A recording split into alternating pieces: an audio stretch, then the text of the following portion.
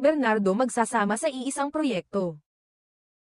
Lumikha ng matinding kasabikan sa social media ang balitang posibleng magsama sa isang proyekto ang dalawa sa pinakamalalaking pangalan sa showbiz sa kanilang henerasyon, sina Nadine Lustre at Catherine Bernardo.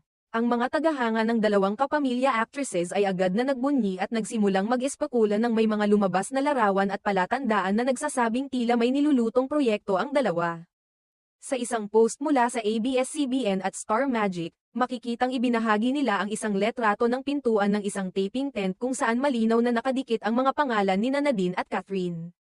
Bagamat wala pang opisyal na pahayag ukol sa kung anong klaseng proyekto ito, kung ito man ay pelikula, teleserye, o iba pa, hindi na napigilan ng mga netizens ang kanilang pagkasabik.